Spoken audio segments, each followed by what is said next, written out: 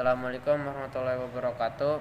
Sholawat serta salam mari kita panjatkan puji dan syukur terhadap kehadirat Allah yang Maha Esa dan para rasulnya. Saya Pandira Pari Ramadan dari kelas 8G ingin berpidato tentang ceramah tentang manusia makhluk yang paling mulia. Allah Subhanahu wa taala menciptakan manusia sebagai makhluknya yang paling mulia dibandingkan dengan makhluk lainnya. Bentuknya lebih bagus, kekuatan pikirnya sangat tajam dan perasaannya yang sangat halus. Dari waktu ke waktu manusia mengalami kemajuan. Manusia mengalami kemajuan dalam ilmu pengetahuan dan teknologi maupun peradaban dan kebudayaan. Oleh karena itu, tidak ada manusia yang hidupnya sia-sia di permukaan bumi ini. Setiap manusia mempunyai kelebihan dan kehebatan. Tinggal manusia itu sendiri yang memelihara karunia Allah, bisa memanfaatkan atau tidak. Karena semua manusia diciptakan oleh Allah dengan ciptaan yang paling mulia, paling baik dan paling sempurna. Sebagaimana Allah berfirman dalam Al-Quran yang artinya, sesungguhnya kami telah ciptakan manusia dalam bentuk yang sebaik-baiknya. Quran Surat At-Tin ayat 4. Kemuliaan dan kehebatan manusia itulah yang disaksikan oleh makhluk lain ketika disuruh menyebut nama-nama benda yang ada di alam raya ini. Manusia mampu menyebutkannya satu persatu, tetapi makhluk yang lain tidak mampu menyebutkannya, seperti jin dan malaikat.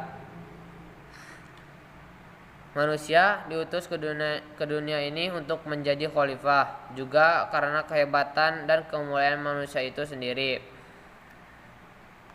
Sebagaimana Allah berfirman dalam Al-Quran yang artinya, sesungguhnya kami telah memuliakan anak Adam atau manusia. Kami angkat mereka dengan di daratan dan di lautan. Kami beri mereka rezeki yang baik dan kami lebihkan mereka dengan kelebihan yang sempurna atas kebanyakan makhluk yang kami telah ciptakan. Quran Surat Al-Isra ayat 70.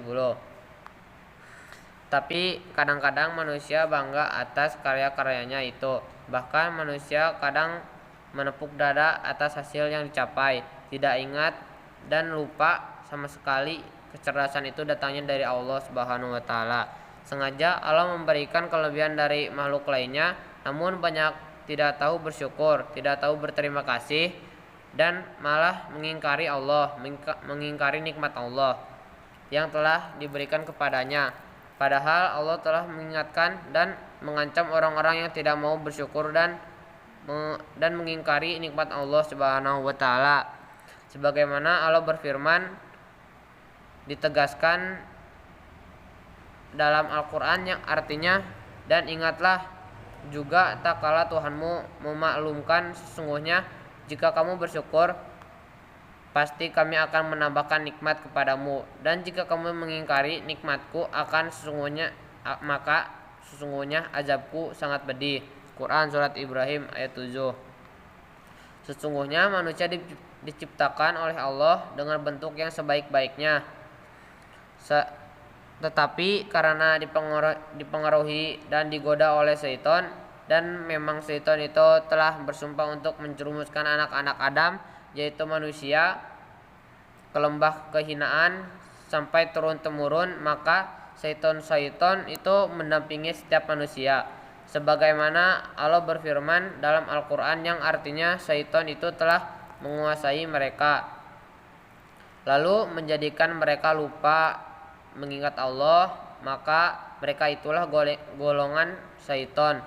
Ketahuilah bahwa sesungguhnya golongan syaitan itu golongan yang merugi. Quran Surat Al-Mujadilah ayat 19. Oleh karena itu, setiap syaitan akan mendorong manusia kepada perbuatan dosa, berbuat jahat, sehingga manusia bergelimang dalam lembah dosa. Karena di mana saja kita berada selalu diikuti oleh syaitan, di mana saja dan kapan saja.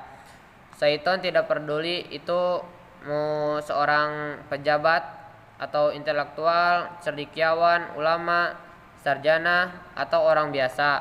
Syaitan menjerumuskan manusia ke jurang perbuatan dosa. Allah Subhanahu wa taala berfirman dalam Al-Qur'an yang artinya, kemudian kami telah kembalikan dia ke tempat yang serendah-rendahnya. Quran surat At-Tin ayat 5. Untuk memerangi syaitan yang sering merayu hati manusia, Allah Subhanahu wa taala memberikan resepnya sesuai dengan firman-Nya yang artinya, kecuali orang-orang yang beriman dan mengerjakan amal soleh, maka bagi mereka pahala yang tiada putus-putusnya. Quran surat At-Tin ayat 6. Dua resep